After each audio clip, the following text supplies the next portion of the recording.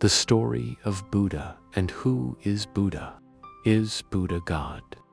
Buddha, born named Siddhartha, and other named is Gautama, was a prince in ancient India in the region of modern-day Nepal. Despite his privileged upbringing, Siddhartha grew curious about the true nature of life. His journey to enlightenment became the foundation of Buddhism, a path to inner peace and understanding. One day, Siddhartha wanted to leave palace for his joy to see people and asked, "Channa, is Prince Siddhartha's servant?" Channa, to take him out the palace with his horse cart. Prince Siddhartha encountered four sights: an old man, a sick person, a dead body, and a meditating, ascetic, holy man he never see before, because his father never get permission to let him out of palace. These four passing sights exposed him to the realities of suffering, impermanence, and human mortality, which profoundly shook him and awakened his desire to find deeper meaning in life. And on the way he saw and asked Channa, "Prince, what is this frail and bent figure walking slowly down the road?" "Channa, my lord, this is an old man. Age takes a toll on everyone over time." "Prince, why is that person lying there, coughing and pale?" "Channa, oh my lord, that is a sick man. Illness strikes us all, causing pain and suffering." "Prince, what is that lifeless body carried by mourners?"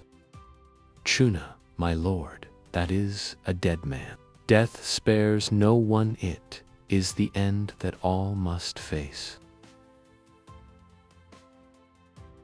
"Prince, and who is that serene figure, dressed simply and sitting under the tree?" "Channa, O my lord, that is a holy man. He seeks to escape the suffering of the world through spirituality. On the night of the great renunciation, decided to leave his palace to seek answers to the suffering he had witnessed. This brave departure is referred to as the Great Renunciation. Siddhartha Gautama, the prince, he asked his loyal charioteer, Channa, to prepare his horse, Kantaka, for the journey, as they rode silently through the sleeping city at night full moon. When they reached the outskirts of the forest, Siddhartha instructed Channa to take Kantaka back to the palace, leaving him alone to begin his quest for enlightenment. Channa reluctantly obeyed, deeply moved by Siddhartha's resolve and the significance of his choice. Seeking to break the circle of life, driven by a wish to free all beings from suffering, Siddhartha embarked on a spiritual journey. He experimented with extreme ascetic practices, but found them insufficient. Ultimately, he discovered the middle way, a balanced approach between indulgence and self-denial, preaching Dharma after Lord Buddha enlightenment. After achieving enlightenment under the Bodhi tree, he began teaching the Dharma, the universal truth. Siddhartha became known as the Buddha, or the Awakened One. The Buddha emphasized mindfulness, which promote mental clarity and emotional well-being, and the laws of nature to guide others toward liberation from suffering. Good practice for mental health, meditation, and ethical conduct. These practices remain effective tools for nurturing mental health today. Buddha as teacher. The Buddha is not a god, nor does Buddhism center around worship or dogma. His teachings are more than a philosophy. They offer a practical way of living. As a teacher, the Buddha shared wisdom, what he found, with compassion. What is Dharma? On how to navigate the challenges of life with compassion and understanding. Everything is impermanent. Dharma is the natural law of the universe: birth, aging, sickness, and death. It arises, stays, and eventually fades away. The principle of no self, or unneta, teaches us to let go of ego and attachment.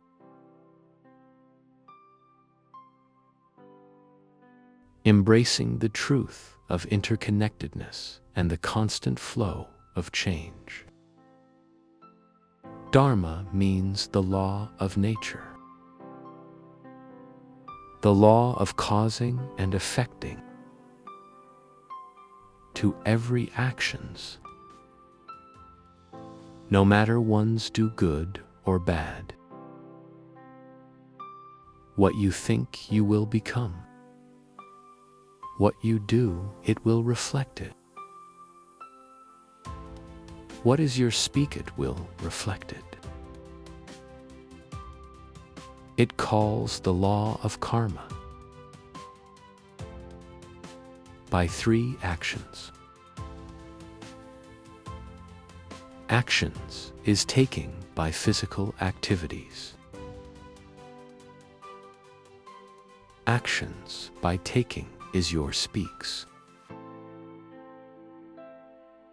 Actions by taking is your thinking.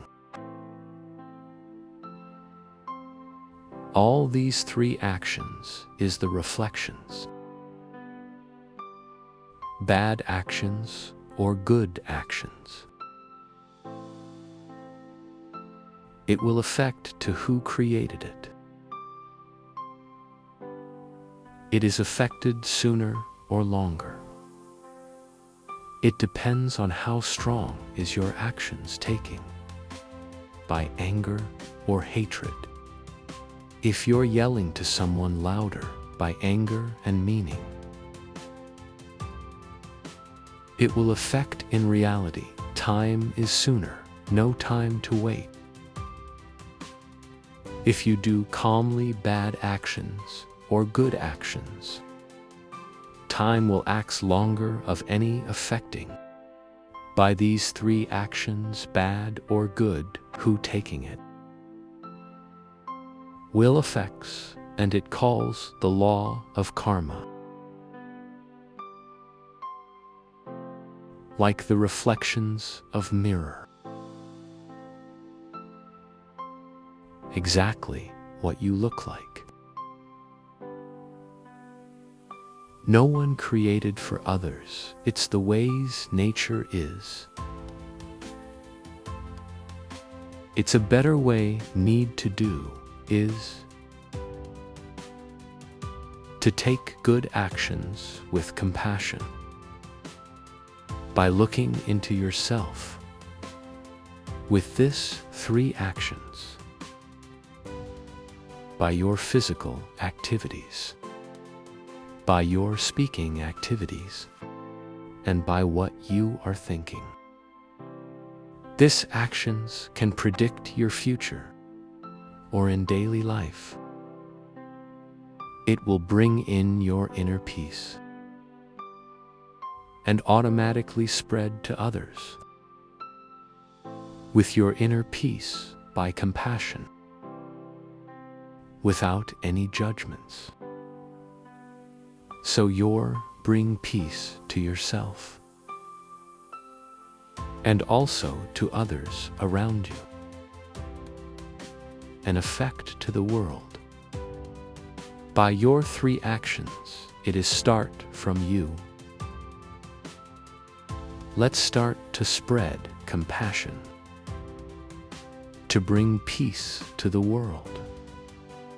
Like the Lord Buddha said 2,600 years ago, thousands of candles can be lighted from a single candle, and the life of the candle will not be shortened.